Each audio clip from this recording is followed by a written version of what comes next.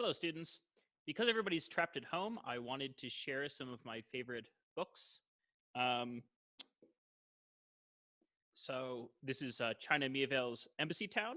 If you liked the movie Arrival, you will like this book. It's a story about somebody encountering an alien language that has, I think, two really interesting features. The first is that it has to be spoken by two mentally connected people at the same time. And second, it's impossible to lie in the language, which means there aren't traditional even similes or metaphors or things like that. And in fact, in order to create similes, the species has to sort of act out the simile they want to exist, so that then they can then refer to that event in order to have that sort of language form. So if you're a language nerd and like aliens, it's a good book. The Paper of Menagerie by Ken Liu. This is the guy who translated The Three-Body Problem. It's a short story collection focusing on, so it's a mix of science fiction and non-science fiction stories. A lot of them focus on the experience of being Chinese in America and exploring those types of race-oriented themes through those science fiction storytelling narratives. The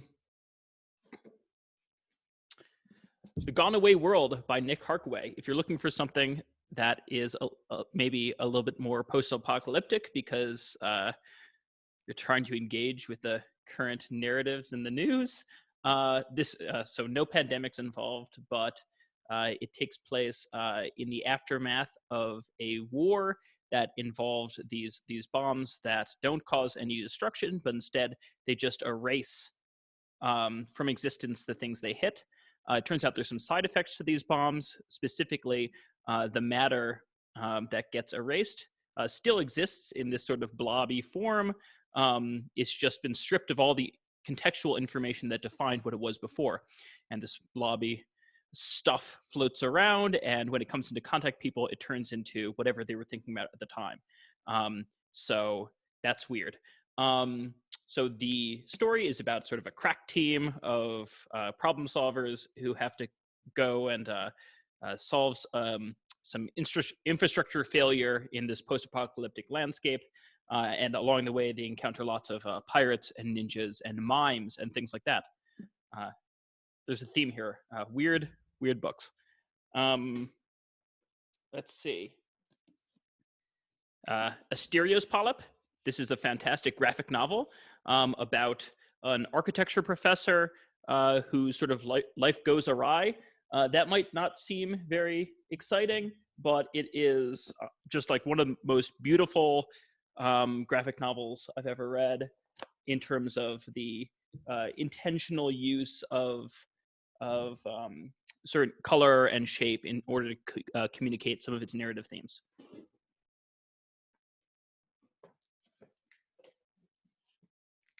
Another graphic novel, so the Sandman series by Neil Gaiman, which is also just a very beautiful series, both in terms of the artwork as well as the story and the writing. It gets very dark, but it's about basically the Lord of Dreams. The story starts out, has been captured, and he has to escape, and then it's really a lot about just the nature of the stories we tell ourselves as a society and the power they have. Another good comic book series is Transmetropolitan. Takes place in the future in this metropolis, and the main character, Spider Jerusalem, is a guy with a weird fashion sense who is also a journalist and takes no crap and goes and exposes the corruption in this city.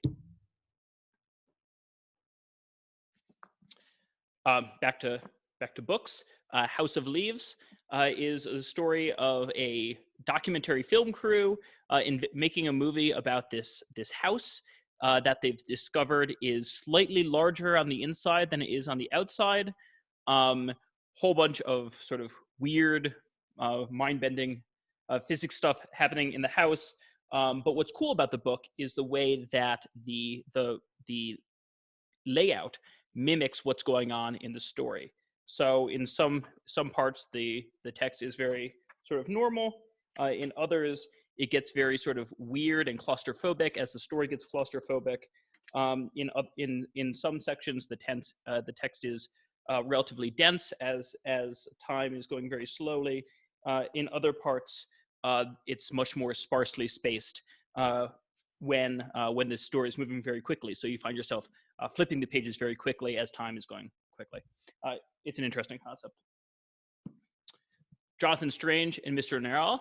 This is more of a traditional fantasy novel about sort of two dueling magicians in 19th century England, one of whom is a sort of a traditional gentleman wizard, and the other is the new upstart wizard whose methods aren't quite as traditional, and the sort of this larger struggle involving the realm of fairy that they get involved with. And finally, this is Robert Jackson Bennett, his Divine Cities trilogy. The first is the City of Stairs. The premise is the gods are dead, and when they died, everything that they had impact over, all the magical artifacts, etc., stopped working. Large portions of civilization crumbled. But now it seems like there have been some events occurring which seem divine. The governments are trying to crack down on this and not let people know about what's going on, not allow speculation that the divine are maybe coming back. And then it's really a detective story figuring out exactly what's going on. Are the gods back? Who are the powers behind what's going on, etc.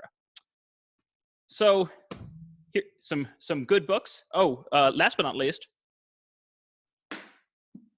probably the weirdest of, I know I talked about some weird books.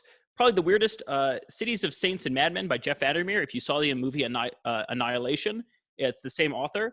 It's a series of short stories that all take place in the city called Ambergris, where there are some pretty strong fungal influences. These creatures communicating by spores and things like that.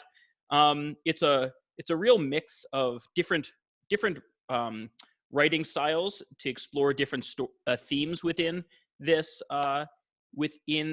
city. So there is one story that is all it's just a series of art critiques that are used to tell a story. There's another story which is a 20-page discussion about this squid festival, and then like a 90-page bibliography. And the story that plays out as you're reading through the citations is actually much more dramatic than the main story of the Squid Festival itself.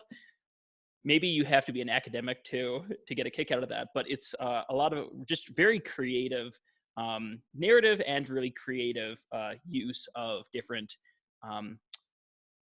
literary devices in order to creatively explore these stories. Okay, so there's your homework. Read all these books. Please send me a 5-page report on each of them by the end of the semester, and otherwise try not to stress out too much.